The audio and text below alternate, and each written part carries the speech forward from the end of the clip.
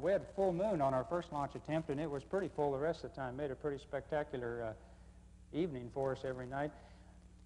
NASA has these cameras, these secret trick cameras that look right through your hair on the back of your head. I noticed that. This is a pretty ignition sequence. There's the mains lighting. It was not very noisy and very smooth, and you'll see some shots here. You can see the igniters horizontally into the flame. You also see the engines being gimbaled there as a test just prior to liftoff. Those burned smooth, but boy, I'll tell you, when those solids lit, you really knew that something had hit you. There was it was a really a very big increase in vibration in the vehicle. In fact, kind of a clattering, a metallic sound within the bird, just like you're driving over, like John said, driving over a real rough road, and that's really just about how it felt. But it sure was a nice, solid push getting off the pad. Roll maneuver was spectacular. Boy, that thing really whips around. There it is, rolling over. And that was really some kind of ride.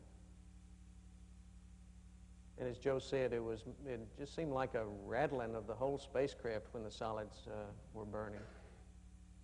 Wasn't so bad that you couldn't read checklists or read any of the displays or reach any of the switches, but it... Here's a beautiful view of the Florida coastline. It's taken out in my right window. Lay your head on your left shoulder is what looks right on this one. Off we go. This is, there's the roll maneuver. Now this is shown about twice the speed through a little cloud deck. There's a highway going up the east coast of Florida, and you can see both the coastline and the inland waterway. You know, you all look super out there with your heads laying on your left shoulder like that. Notice the sky getting dark. Finally, of course, got to be solid black. And just at the end of this sequence, you're going to see two stars rise right about the center of the horizon there, coming up. I think. I hope. There they come. Right in the upper right hand. Just barely saw them. These pictures were taken from our chase planes, and luckily we didn't have to use them down there at the Cape to come back in, but they were there ready. We ought to say a word for the recovery teams that recovered the solid rocket motors out of the ocean. The seas were terribly rough. This is a beautiful view of separation. You can see the three main engines lit, and we're done with separation. Just like John and Crip, the windows were completely enveloped in flame. At any rate, the seas were really rough the few days after the launch, and those teams really did a super job to get the solid rocket motors out of the ocean. This is the external tank separation at the end of the main engine, Miko. You could see a washer coming out there. This cable that you see flapping around on the right-hand side of the picture is a part of the baggie installation that protects the opening there at the tank fitting, and was really of no consequence, although I think, like Dick and I, when we first saw it, we'd have been a little concerned about that thing flapping around out there, not knowing that it was or was not supposed to be there. You can see the tank tumbling also, and you notice the scorched bottom end of the tank, and as it tumbles around just at the end here, you'll be able to see where the solids were not shielding it. The flame pattern started lapping back up on the side of the tank there. This is the fun starts here on orbit. Here's a couple of tourists supposed to be working and telling Houston that they are, but really looking out the window and having some fun. This is the area behind the ejection seats. Now we've switched to a view of, with the payload cameras, of the opening of the port payload bay door. There's the arm there stowed in the lower right, and the OSTA experiment in the center of the payload bay. This was at night, so the light you're seeing is reflections from the lights that were on inside the payload bay, and there's the light shafting across the Ohms pod and up the vertical stabilizer.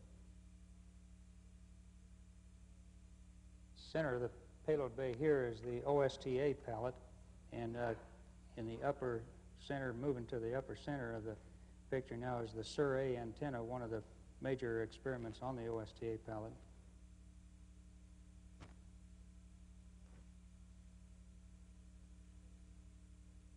Sur-A is a synthetic aperture radar.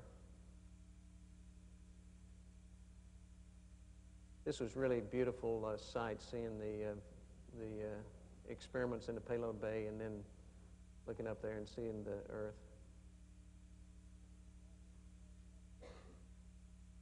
Just about the entire duration of the flight, we were oriented. Well, I'd dictate you about that. I don't know who did that. It's kind of a quick walkthrough from the elbow camera on the arm. If you look up there in the upper left-hand corner, you can see the camera looking back down into the payload bay, and that's where that picture was taken from. And I think this was one of the TV pictures that came down live that was pretty, but we had the best seat. The wireless mic was a resounding success. You can see it strapped on my right thigh there, and there I'm using the push-to-talk button to talk to Sally Wright, I think, who was running the RMS or talking to me from the control center during RMS operations.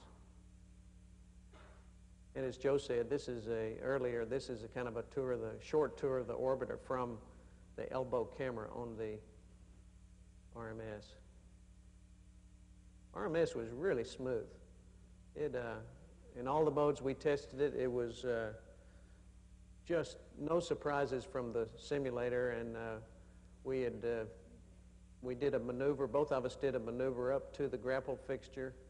As you know, we did not do a grapple on this flight. The STS-3 crew is going to do that, but I predict that they are going to like the way that the remote manipulator system maneuvers in space.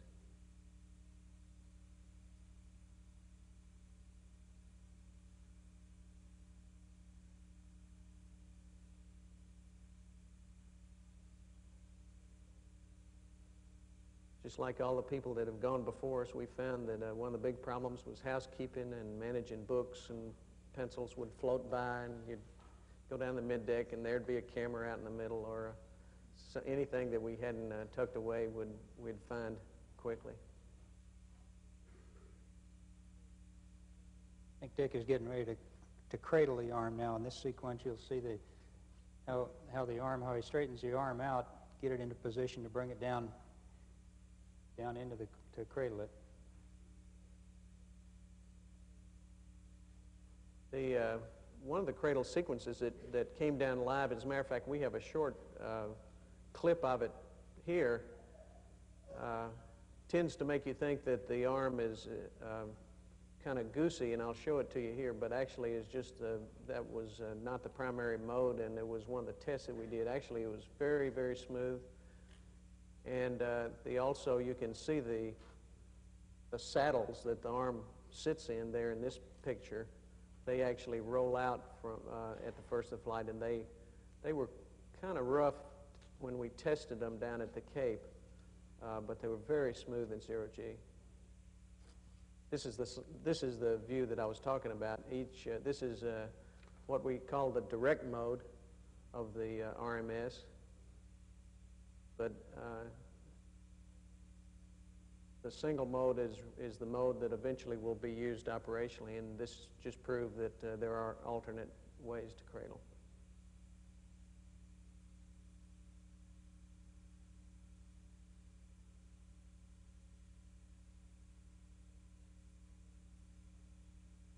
Because of the shortened mission, Dick ended up doing just about all the RMS work, and the only thing I was doing there was running cameras and making them go to the right places to get the right views of the RMS operation.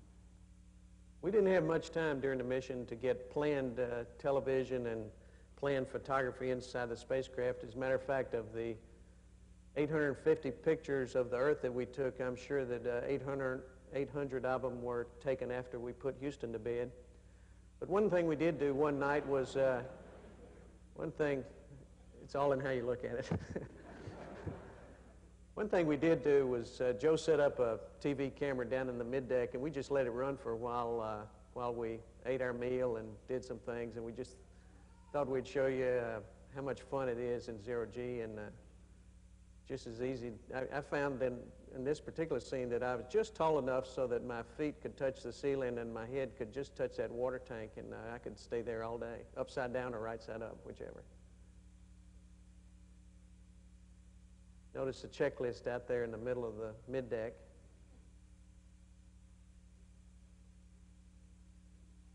Now, this is the part that sure beats working for a living, I'll tell you.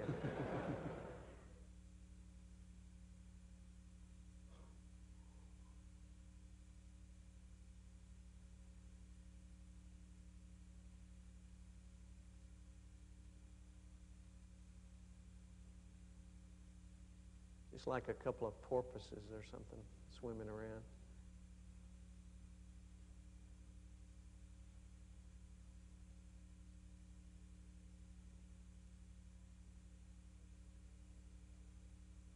We'd had the good fortune to do some homework. Well, here's one of the experiments, the nighttime optical survey of lightning that was meant to study lightning patterns and from orbit to look at different patterns, not only from cloud to cloud, but within the cloud itself. And from the meteorology standpoint, there are just some spectacular clouds to be seen once you realize what's happening down there.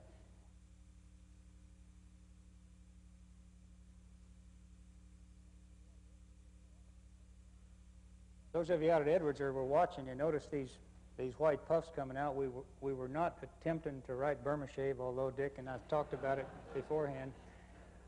These are exhaust plumes from the reaction control jets, the yaw jets, responding to the inputs of some of the latter program test inputs, the data maneuvers that we were flying to determine the derivatives of the vehicle, the lateral directional derivatives of the vehicle. Incidentally, the airplane, throughout the entire entry and landing phase, to the best we could tell, was just as solid as a rock. It had no overshoot, no oscillations that we feared we might see in some areas. Just a very steady, solid vehicle all the way down. Final approach, you can see the chase plane out to the side there. We did switch runways. We were originally going to land on runway 15 and take advantage of a crosswind so that we could evaluate what the crosswind characteristics of the orbiter were as we landed. The winds actually picked up a little more than what we had planned to try on at least our first crosswind attempt, so we switched back around to runway 23 at Edwards and landed essentially into the wind with practically no crosswind component, with a pretty healthy headwind component.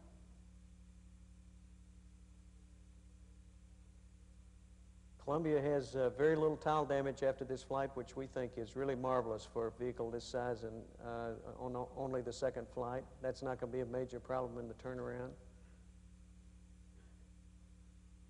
My main chore during the landing was to lower the landing gear,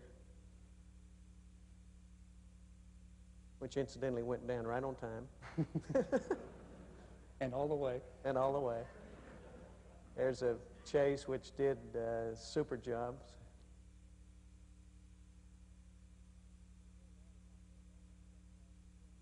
We rolled out about 7,000 feet. We did do a braking test on rollout, which was really our final flight test objective, if you will. And the braking test went well. We, I think, demonstrated. Of course, we had the headwind, so we stopped shorter than we would have with no wind. But we did stop the vehicle in 7,000 feet of ground roll. I think demonstrating that certainly the bird is capable of landing on our 15,000 feet and probably our 10,000-foot designated runways with no problem. And I say we did light braking too. We certainly didn't go to maximum braking on the maximum application on the brakes. We maintained between 7 and 8 feet a second deceleration rate. When we landed, I felt perfectly normal except for the 350-pound person sitting on my shoulders. Seriously, that was the only sensation that I really had when we got back on Earth, was just really felt heavy, but after we walked around the bird here for 5 minutes, that went away, and it was then we were back in 1G. I told Dr. Kraft I thought that the only thing that's really bad about the orbiter is when you put 1G in it. Okay.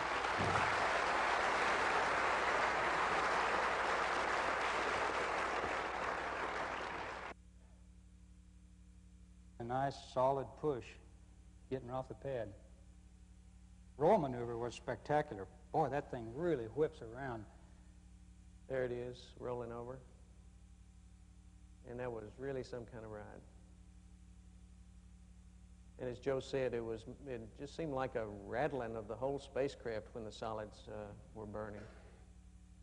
Wasn't so bad that you couldn't read checklists or read any of the displays or reach any of the switches, but it... Here's a beautiful view of the Florida coastline. It's taken out in my right window. Lay your head on your left shoulder is what looks right on this one. Off we go. This is, there's the roll maneuver. Now this is shown about twice the speed through a little cloud deck. There's the highway going up the east coast of Florida, and you can see both the coastline and the inland waterway. You know, you all look super out there with your heads laying on your left shoulder like that. Notice the sky getting dark. Then you'll see some shots here. You can see the igniters horizontally into the flame. You also see the engines being gimbal there as a test just prior to liftoff. Those burned smooth, but boy, I'll tell you, when those solids lit, you really knew that something had hit you. There was, it was a really a very big increase in vibration in the vehicle. In fact, kind of a clattering, a metallic sound within the bird, just like you're driving over, like John said, driving over a real rough road, and that's really just about how it felt. But it sure wasn't. Finally, of course, it got to be solid black, and just at the end of this sequence, you're going to see two stars rise right about the center of the horizon there, coming up. I think. I hope. There they come. Right in the upper right hand. Just barely saw them. These pictures were taken from our chase planes.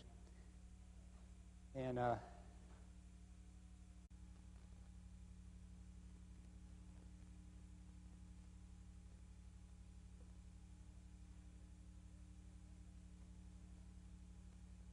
we had a full moon on our first launch attempt, and it was pretty full the rest of the time. Made a pretty spectacular evening for us every night. NASA has these cameras, these secret trick cameras that look right through your hair on the back of your head. I noticed that. This is a pretty ignition sequence. There's the mains lighting. It was not very noisy and very smooth.